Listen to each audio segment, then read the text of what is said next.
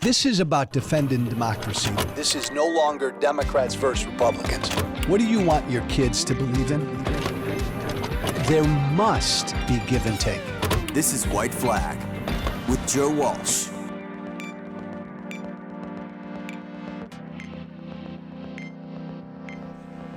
Republicans are going to lose control of the House next year. Mark my words, in January of 2025, early January, that first week, Hakeem Jeffries will be sworn in as Speaker. Republicans will lose control of the House in the 2024 elections. I think they know that. In fact, I know Republicans know that. It's part of why they're acting up. What a day they had yesterday, right? Kevin McCarthy almost coming to blows with one of the 8 Republicans who voted to get rid of him. You had that senator from Oklahoma who challenged a witness in a hearing to a fight right there in the committee room. You had Matt Gaetz filing an ethics complaint against McCarthy. And you had James Comer, chairman of the Oversight and Reform Committee, who has kind of been charged. He's been the guy to impeach Joe Biden. And boy, he lashed out yesterday at Democratic Congressman Moskowitz from Florida, called him all sorts of names. Really just got ugly and personal right there in a committee hearing, because he sounded like a man who has been charged with impeaching Joe Biden, and he has. And he sounded like a man yesterday who woke up over the weekend and realized, oh my God, we got no evidence. I got no facts. We got no cause to impeach Joe Biden. So he lashed out. He got ugly. He got personal. See, here's the deal. Republicans told us before they took over the House, before the 2022 elections, Republicans told us that if they win, if they get control of the House, this is what they're going to do. They're going to investigate every nook and cranny of Joe Biden, any Democrat linked to Joe Biden. They were going to impeach. They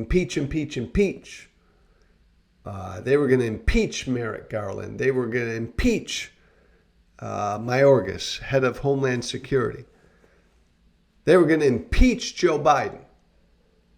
Republicans told us that if the American people gave them control of the House, they were going to do nothing for the American people. They were going to embark upon a 2-year revenge tour for how they believe Donald Trump was treated.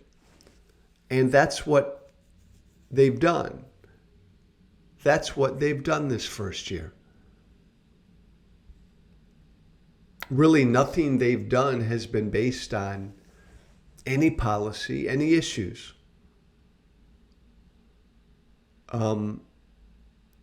So it's no surprise that here a year in and almost a year left to go, they're turning toward each other and fighting with each other.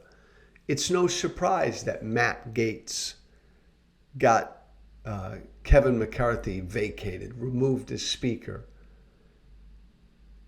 Republicans right now in the House, they're a party that stands for nothing. They're a party that's leaderless and rudderless. They're a party that's unserious.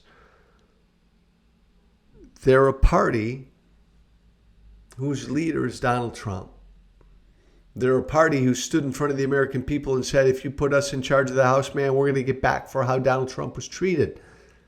And that's what they've done. And the American people will tell them in really short order next November that you're gone. And I think they know it. The way Republicans in the House are behaving, I think they know it. I think they're acting like yesterday, and they're acting like a party that knows they've lost control of the House.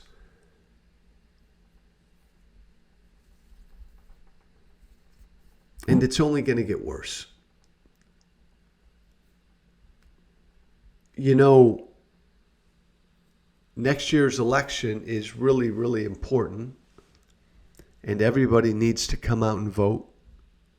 The one thing I feel really confident about right now is that Democrats will take back the House.